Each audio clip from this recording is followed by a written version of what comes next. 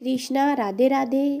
आप सभी भक्तजनों का दिन शुभ और मंगलमय हो। आज फागुन लग चुका है। जो स्त्रियां सोमवार का व्रत करती है अपने पति के लिए, उनकी आयु के लिए, पुत्र प्राप्ति के लिए सोमवार का व्रत बहुत ही अच्छा होता है। सोमवार का व्रत है चंद्रदेव और भगवान भोलेनाथ की अर्चना हेतु किया जाता है।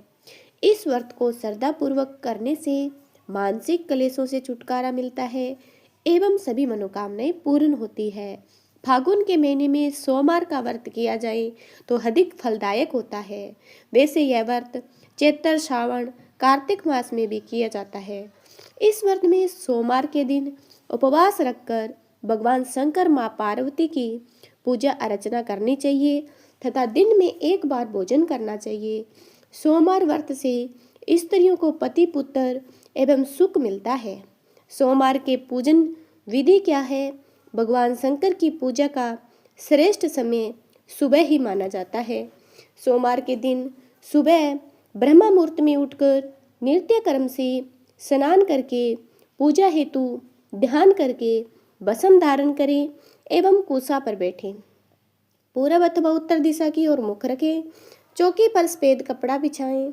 उस पर तांबे पर खुदा सोमवार यंत्र भगवान शिव की प्रतिमा, शिवलिंग की स्थापना करें। बिल्वपत्र, पुष्प, अक्षत, जल एवं दक्षिणा इत्यादि सामग्रियां अपने निकट रखें।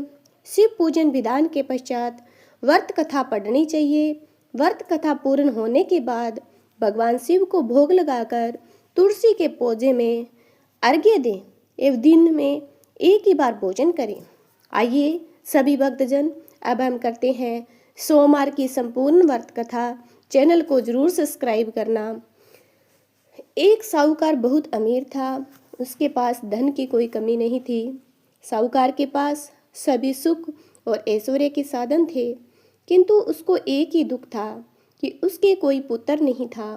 दिन रात वह इसी चिंता में लगा रहता और पुत्र पाने के लिए हर सोमवार को भगवान चंद्रदेव वह शिव जी की पूजा करता एवं व्रत रखता था। साहूकार की भोलेनाथ के प्रति ऐसी भक्ति देखकर एक बार माँ पार्वती जी ने शिव जी से कहा, हे नाथ, यह साहूकार आपका अनन्य भक्त है और सदैव ही आपका व्रत और पूजा भक्ति भाव से किया करता है।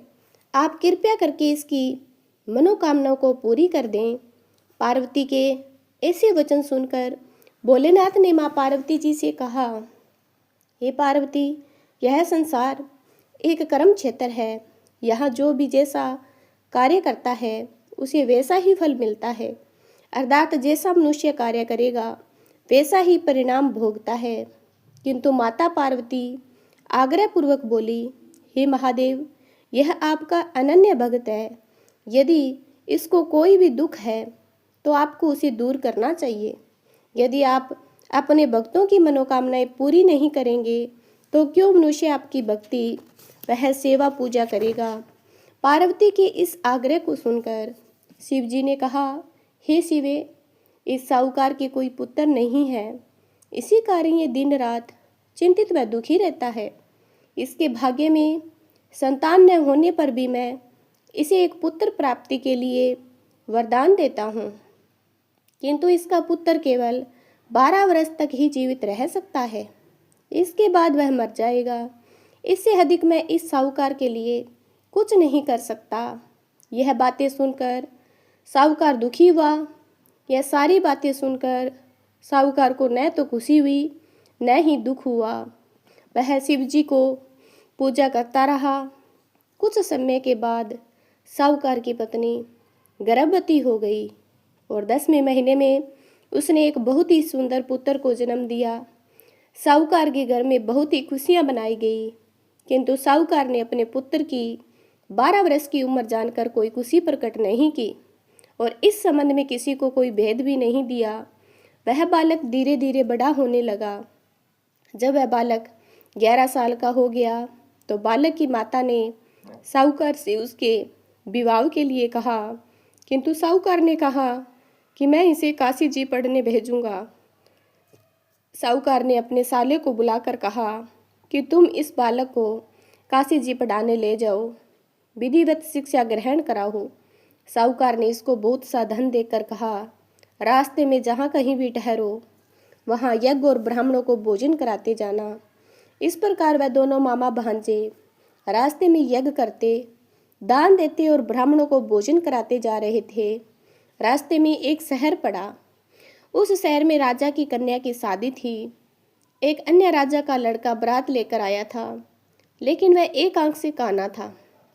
लड़के के पिता को इस बात की चिंता थी कि वर को देखकर कन्या के माता पिता शादी में किसी प्रकार की अड़चन न डालें।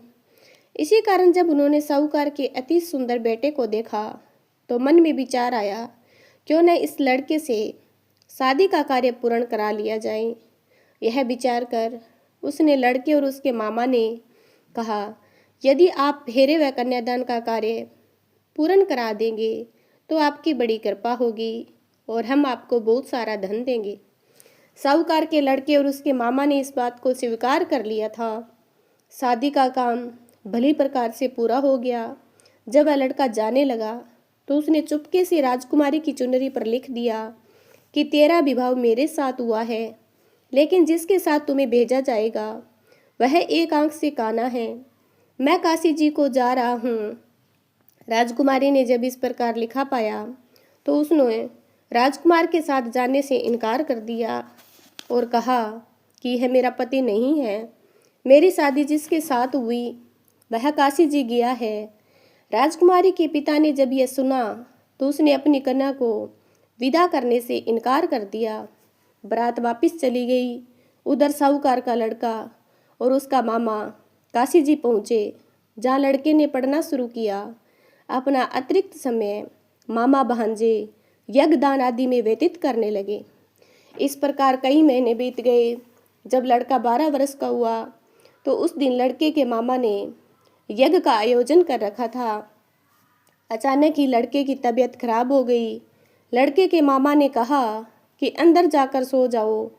लड़का अंदर जाकर सो गया। थोड़ी देर बाद लड़का मर गया। जब लड़के के मामा ने देखा कि वह मर गया है तो वह बहुत दुखी हुआ। उसने सोचा कि मैं पहले यज्ञ पूरा कर लूं, तब कुछ सोचूंगा। लड़के के मामा ने यज्ञ पूरा किया और फिर रोना प्रारंभ कर दिया। वह बहुत जोर जोर से रो रहा था। संयोगवश शिव जी और पार्वती उधर से जा रहे थे। पार्वती जी ने भगवान भोलेनाथ से कहा, हे नाथ, कोई दुखी व्यक्ति रो रहा है, इसके कष्टों को दूर कर दो। जब शिव जी और पार्वती वहां पहुंचे तो उन्होंने देखा कि वहां पर एक लड़का मरा हुआ पड़ा है। तब पार्वती जी ने देखते ही लड़के को पहचान लिया। पार्वती ने लड़के के मरने का कारण पूछा तो भोलेनाथ ने बताया, हे गौरी, इस लड़के की आयु इतनी ही थी, ये अपनी आयु पूरी कर चुका है। तब पार्वती जी ने विनम्रतापूर्वक कहा, महाराज, कृपया करके आप इस लड़के को जीवित कर दीजिए, नहीं तो इसके माता पिता इसके वियोग में तड़प तड़प कर अपनी जान दे देंगे। माता पार्वती की बात सुनकर शिव जी ने लड़के को पुनः जीवित कर दिया। शिव जी की कृपा से लड़का जीवित हो गया। शिव शंकर व पार्वती जी शिव धाम को चले गए। शिक्षा पूरी होने पर लड़का और उसका मामा पहले की तरह यज्ञ करते, ब्राह्मणों को भोजन तथा दक्षिणा देते हुए अपने घर को चल दिए। रास्ते में दोनों उसी शहर में आए जहाँ पर उस लड़के की शादी हुई थी। वहाँ पहुंचकर दोनों ने यज्ञ करना शुरू कर दिया।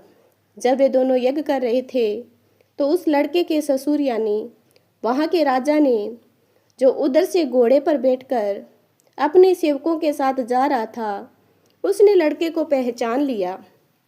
राजा ने महल में ले जाकर दोनों की खूब सेवा की। कुछ समय राजा के महल में रहने के बाद लड़के ने राजा से जाने की आज्ञा ली। राजा ने अपनी लड़की को लड़के के साथ विदा किया और साथ में बहुत सा धन एवं दास दासियों को भेजा। जब वे अपने शहर में आए तो लड़के के मामा ने कहा, पहले मैं तुम्हारे माता पिता को तुम्हारे आने की खबर सुना आता हूँ, तब तक तुम अपनी पत्नी सहित यहाँ आराम करो। ऐसा कहकर लड़के का मामा साहूकार को उसके पुत्र के आने की खबर देने चला गया। घर आकर उसने देखा कि उसकी बहन और बनोई छत पर बैठे हुए हैं और उन्होंने यह प्रण ले रखा है, यदि उनका बेटा जीवित लौट आया तो वह छत से नीचे उतर आएंगे, नहीं तो छत से कूदकर अपने प्राण को त्याग देंगे। लड़के के मामा ने जब यह समाचार उन्हें सुनाया कि उनका लड़का जीवित लौट आया है तो उन्हें विश्वास नहीं हुआ। तब लड़के के मामा ने शपथ खाकर कहा कि आपका पुत्र अपनी स्त्री और बहुत से धन और दास दासियों सहित घर आया है। तब साहूकार और उसकी पत्नी छत से नीचे उतर आए तथा प्रसन्नता के साथ अपने बेटे और बहू का स्वागत किया। सभी प्रसन्नता के साथ रहने लगे। इस प्रकार भक्ति भाव से जो भी प्राणी सोमवार के व्रत का पालन करता है तथा प्रेम पूर्वक इस कथा को सुनता या पढ़ता है तो उसके सभी कष्ट दूर होते हैं, सारी मनोकामनाएं पूर्ण होती है और इस लोक में भी सभी सुख सुविधाओं को भोग कर अंत में उसे शिवलोक की प्राप्ति होती है। इस प्रकार सोमवार के व्रत को 16 सोमवार तक ही करें, फिर उद्यापन करें। इस व्रत के प्रभाव से मानवों को सभी प्रकार के सुखों की प्राप्ति होती है। इसका विशेष महत्व है। इस व्रत में ग्रहण आदि में जप, ध्यान, हवन, उपासना, दान आदि सत्कार्य करने से जो फल मिलता है वही फल सोमवार के व्रत से मिलता है। फागुन के महीने में केदारनाथ का ब्रह्मा कमल से पूजन, दर्शन, अर्चन, केदार क्षेत्र में निवास का विशेष महत्व है। भगवान शंकर की प्रसन्नता और शिव की कृपा हमेशा बनी रहती है। इसी प्रकार से हमारी सभी मनोकामनाएं पूर्ण होती है। तो चैनल को सब्सक्राइब करके यह कथा अच्छी लगी है तो एक प्यारा सा कमेंट जरूर करना। ओम नमः शिवाय।